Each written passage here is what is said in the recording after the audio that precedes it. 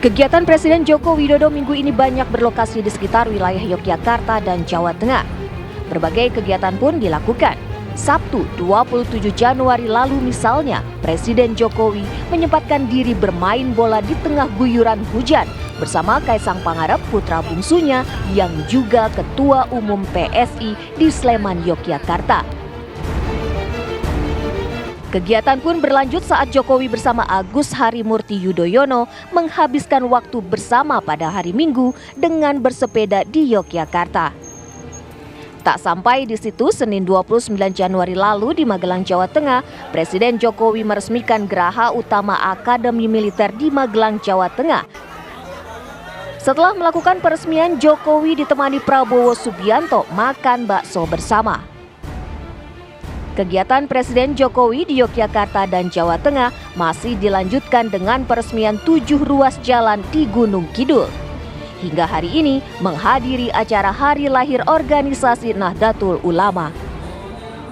Kunjungan kerja Presiden Jokowi yang belakangan seakan berpusat di Yogyakarta dan Jawa Tengah seakan menyeruak tanya, adakah kesengajaan kunjungan kerja dilakukan di dua provinsi yang kerap diasumsikan menjadi kandang banteng atau lumbung suara PDI Perjuangan?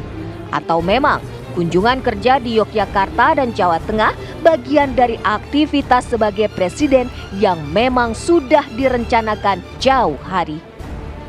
Tim TV One mengabarkan.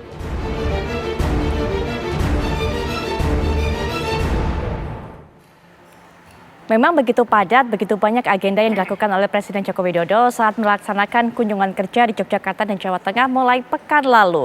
Ada bertemu dengan masyarakat, bertemu dengan para penerima BPJS, kemudian juga membagi-bagikan sertifikat, membagi-bagikan bansos. Tapi kemudian masyarakat bertanya, apakah itu memang murni agenda kerja yang dilakukan, bagian dari planning yang sudah direncanakan sejak lama, atau memang ada tujuannya? Karena memang yang kita tahu tempat yang didatangi oleh Presiden Jokowi ini merupakan lumbung ataupun juga kandang suara banteng. Apakah ada maksud untuk memecah suara di sana? Kita akan dengarkan bagaimana pandangan dari narasumber yang sudah kami undang untuk bisa berbincang dan juga terlibat dalam diskusi ini. Mas Adi Prayitno selaku pengamat politik sudah hadir di samping saya. Assalamualaikum warahmatullahi wabarakatuh. Selamat malam Mas Adi. Waalaikumsalam warahmatullahi wabarakatuh. Selamat malam Putri, selamat malam pemirsa. Baik, dan juga ada 3 narasumber lainnya yang akan bergabung melalui daring. Nanti juga akan menjelaskan kepada kita tentunya sebenarnya bagaimana rencana ataupun juga agenda kunjungan kerja dari Presiden Joko Widodo ini. Sudah hadir secara daring Deputi 3 Kepala Staf Kepresidenan Bapak Edi Priyono. Assalamualaikum warahmatullahi wabarakatuh. Selamat malam Pak Edi. Waalaikumsalam, tapi tadi saya dihubungi topiknya bukan itu loh. Saya nggak mau kalau topiknya itu. Nggak sesuai dengan yang tadi dihubungi. Baik Pak Edi. Kami juga nanti akan sesuaikan ataupun juga nanti akan membicarakan mengenai masalah topik tersebut. Nanti kita akan diskusi lebih lanjut Pak Edi. Tapi nanti kita juga akan minta Pak Edi untuk menjelaskan agenda kunjungan kerja dari Presiden Joko Widodo di Jawa Tengah. Pak Saya tadi Edi dihubungi bukan itu ya. Bukan itu topiknya. Saya nggak mau bicara yang bukan tadi diminta. Baik, nanti juga kita akan bicarakan soal pembagian bansos yang dilakukan oleh Presiden Joko Widodo di Yogyakarta dan juga Jawa Tengah, Pak Edi. Kemudian juga sudah bergabung dengan kita tentunya perwakilan dari tim nomor 02 yaitu Kang Aceh Hasan Shazili. Assalamualaikum warahmatullahi wabarakatuh. Selamat malam Kang Aceh. Waalaikumsalam warahmatullahi wabarakatuh. Selamat malam Mbak Pupi, selamat malam para narasumber Pak Edi dan Mas Adi. Ya, baik. Nanti juga akan bergabung dengan kita tentunya Mas Arya Bima selaku perwakilan dari pasangan ataupun juga paslon nomor 03. Tapi sepertinya juga masih kami coba untuk bisa komunikasikan. Tapi mungkin Pak Edi Priyono juga bisa menjelaskan kepada kami bagaimana kegiatan yang dilakukan oleh Pak Jokowi di Jawa Tengah termasuk juga agenda bagi-bagi bantuan sosial Pak kepada masyarakat di sana. Saya tadi sudah mengatakan, tadi saya dihubungi bukan itu topiknya dan saya tidak mau menjawab yang bukan tadi yang sudah disampaikan ke saya. Baik Pak Edi, tapi mungkin juga bisa memberikan informasi kepada kami Pak mengenai rencana kerja ataupun juga kunjungan kerja, apakah memang sudah disiapkan sejak lama mengenai planning kunjungan Pak Jokowi ke sana Pak? Itu juga bukan topik yang tadi saya dihubungi, jadi saya tidak bisa menjawab. Baik, nanti kami juga akan dapatkan informasi lebih lanjut tentunya. Nah, kita akan menuju ke Kang Aceh terlebih dahulu. Kang Aceh, bagaimana kemudian melihat kedatangan dari Presiden Joko Widodo ke wilayah-wilayah ataupun juga daerah-daerah ini yang disebut sebagai kandangnya ataupun juga lumbung suara dari Banteng? Silakan Kang Aceh. Ya, pertama secara pasti pasangan 02 pasti tidak mengetahui tentang agenda tersebut karena itu merupakan agenda kenegaraan ya dari Presiden Jokowi. Dan saya harus tegaskan demikian karena hingga saat ini walaupun secara aturan Presiden boleh memilih dan memiliki hak konstitusional untuk berpihak kepada salah satu calon tertentu, tapi saya kira Bapak Presiden sejauh ini tidak memiliki satu pernyataan yang terbuka yang menyatakan bahwa beliau itu berpihak kepada termasuk kepada pasangan calon kami gitu ya.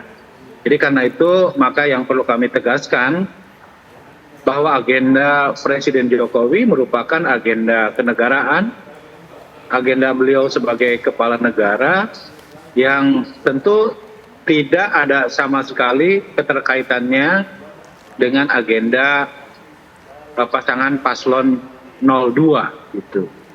Tetapi satu hal yang perlu diketahui bahwa apa yang dilakukan oleh Presiden Jokowi tentu harus kita pahami itu bagian dari tugas kenegaraan beliau ya, dan tidak harus dinilai bahwa apa yang dilakukan oleh beliau tersebut merupakan sebuah keberpihakan terhadap langkah-langkah politik dari beliau gitu. Jadi saya kira dari apa yang dilakukan oleh Presiden Jokowi tentu kami sangat menghargai dan tidak terkait sama sekali dengan agenda politik dari kampanye Pilpres 2024. Itu Mbak Putih. Baik, hanya murni kunjungan kenegaraan, kemudian tidak ada adanya hubungannya dengan kampanye politik dan sebagainya. Tapi bagaimana Mas Adi melihatnya? Karena memang masyarakat menerjemahkan ini dengan multi pandangan. Ya, saya kira memang sangat tergantung bagaimana cara melihat kunjungan kerja Presiden ke Jawa Tengah ataupun ke DKI, termasuk bantuan sosial yang diberikan ya. Ini kan tahun politik yang saya kira memang selalu dikaitkan dengan bahwa segala sesuatu itu tidak mungkin lahir dalam ruang hampa, tapi ada sesuatu yang coba untuk dikaitkan dengan Pilpres dan kepentingan politik elektoral. Jadi kalau kita mendengar argumen yang disampaikan oleh Kang Aceh, tentu apa yang dilakukan oleh Jokowi ini murni sebagai kunjungan kenegaraan, ya fix dan firm, itu tidak bisa dibantah karena memang tidak ada agresivitas statement-statement politik yang sebenarnya mengarah untuk menguntungkan salah satu paslon tertentu, yaitu Prabowo dan Gibran. Dalam konteks itu memang tidak ada perdebatan apapun, tapi mengingat intensitas kunjungan Presiden ya sejak awal tahun 2024 ini, termasuk misalnya bantuan-bantuan sosial dan kesehatan yang diberikan, ini menimbulkan satu spekulasi bahwa ini juga bagian dari upaya untuk melakukan konsolidasi politik ya di Jawa Tengah, khususnya mereka yang saya kira selama ini memang terasosiasi dengan Pak Jokowi. Jadi kalau mau bicara tentang DIY, kalau mau bicara tentang Jawa Tengah, ini kan variabelnya 3. Pertama, di situ juga adalah tempatnya Pak Jokowi. Approval rating dan tingkat kepuasan publik terhadap Jokowi juga tinggi. Jadi wajar kalau kemudian begitu banyak aktivitas politik yang dilakukan di Jawa Tengah dan DIY itu semakin masif dilakukan oleh Pak Jokowi untuk melakukan satu penegasan bahwa Jawa Tengah itu bukan hanya Ganjar, bukan hanya Banteng, tapi juga ada Pak Jokowi dalam konteks itu dengan kebijakan-kebijakan populis. Yang kedua, Jawa Tengah itu sangat terkait dengan Ganjar Pranowo yang saya kira memang selama jadi gubernur Jawa Tengah 2 periode tingkat kepuasan kinerjanya juga di atas rata-rata. Yang ketiga, bicara Jawa Tengah dan DIY itu adalah sebagai kandangnya Banteng. Jadi kalau mau jujur ini sebenarnya bagian dari narasi untuk perang pengaruh politik ya, yang selama ini Jawa Tengah itu satu dianggap kandangnya Banteng dan di sana Ganjar itu kuat dan nyaris tidak pernah tergantikan oleh kekuatan-kekuatan politik yang lain. Ada keyakinan dengan apa yang dilakukan oleh Pak Jokowi ini meski sikapnya adalah sebatas kunjungan kerja kenegarawanan, tapi ada keyakinan, tapi ada dugaan, tapi ada asumsi bahwa kebijakan-kebijakan politik populis ya dari Pak Jokowi selain semakin meningkatkan approval rating dan tingkat kesukaan kepada Jokowi di Jawa Tengah, ada harapan besar bahwa mereka yang selama ini cukup puas ya, suka dengan Pak Jokowi, secara perlahan mereka itu mengalihkan dukungan politiknya kepada Prabowo dan Gibran yang secara eksplisit sudah dibaca dan ditangkap oleh publik sebagai jagoan yang sangat mungkin akan diusung oleh Jokowi di 2024. Memang betul Pak Jokowi itu tidak pernah berkampanye untuk nomor 2. Memang betul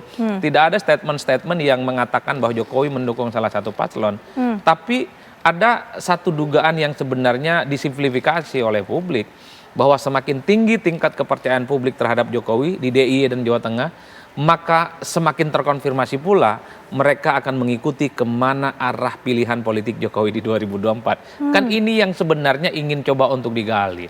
Yang ketiga, Putri, kalau bicara tentang Jawa Tengah tentu tidak terlepas dari kepentingan politik elektoral. Rasa-rasanya mungkin kalau kita membaca Pak Jokowi sebagai politisi, kalau Prabowo Gibran runner up ini ya sama aja dengan kalah. Jadi sekalian aja bertempur di Jawa Tengah, sama-sama kandangnya Jokowi, sama-sama kandangnya Pak Ganjar Pranowo, apapun bisa terjadi. Dan sepertinya mereka ada target untuk memenangkan bahwa di Jawa Tengah itu ya tak lagi menjadi kandang banteng, tak lagi menjadi kekuatan politik Ganjar, tapi ada variabel Jokowi karena efek kepuasan publik yang itu secara perlahan akan meningkatkan elektabilitas Prabowo Gibran di sana. Ini kalau bacaan secara politik ya. Baik. Oleh karena itu bicara tentang Jokowi ke Jawa Tengah, DIY yang saya kira cukup masif, datang ke Cilacap gitu, datang ke Magelang, datang ke Wonosobo di awal tahun 2024, bagian dari untuk melakukan infiltrasi politik supaya basis-basis pemilih Jokowi yang puas dengan Jokowi plus dengan kebijakan-kebijakan populis itu berdampak secara signifikan, khususnya bagi kubu nomor 2. Saya kira fine dan nggak ada yang salah. Karena sepanjang itu tidak melanggar aturan, sepanjang itu tidak menyalahi prosedur, saya kira dalam politik kita apapun masih bisa ditoleransi dalam batas itu. Tinggal sebenarnya siapa yang paling kuat dan paling jago untuk melakukan konsolidasi dan meyakinkan pemilih di Jawa Tengah dan di DIY. Kan itu saja kuncinya, Putri. Baik, sepertinya juga sudah bergabung, ini merupakan perwakilan dari pasangan nomor 03, Pak Ganjar dan juga Prof. Mahfud, yaitu Mas Arya Bimo. Selamat malam, Mas Arya Bima. Mas Bimo, kami belum bisa mendengar, mungkin bisa di tombol mute-nya ditekan dulu. Oh ya, selamat Kang Aceh, Kang Adi. Baik, ada Kang Aceh juga, ada Mas Adi juga. Nah, kalau dari pihak pasangan 03, bagaimana kemudian melihat kunjungan kerja Jokowi ini ke wilayah Yogyakarta, wilayah Jawa Tengah yang merupakan kandang banteng? Betul, tadi disampaikan ini kan hanya kunjungan kerja biasa, melaksanakan tugas biasa, tidak ada pernyataan-pernyataan apapun yang disampaikan Presiden Joko Widodo. Tapi secara makna politik, tadi Mas Adi sudah mengatakannya, ada infiltrasi politik di sana, narasi perang pengaruh politik. Bagaimana Mas Bimo melihatnya?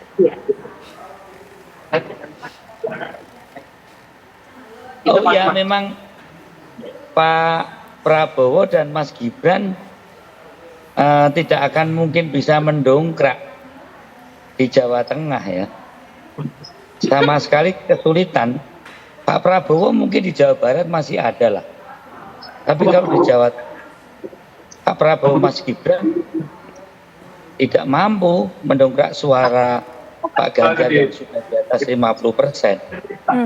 Maka disitulah kemudian Pak Jokowi, apapun alasannya ya, saya tidak berdebat soal datang sebagai presiden atau sebagai Pak Jokowi sebagai pendukung Pak Prabowo dan Mas Gibran. Mas Bimo, mohon maaf Mas Bimo. Mungkin, saya melihat bahwa Mas Bimo, saya tahan dulu. Karena sepertinya ada masalah dengan komunikasi Mas Bimo. Kami tidak bisa mendengar dengan jelas. Kita akan jeda sejenak Mas Bimo, kemudian juga narasumber lainnya. Kita sambil berbagi komunikasi dengan Mas Bimo karena agak menggema tadi. Nanti kita akan lanjutkan kembali. Baik, kita akan break dulu sejenak Mas Bimo. Nanti kita akan lanjutkan setelah jeda berikut ini.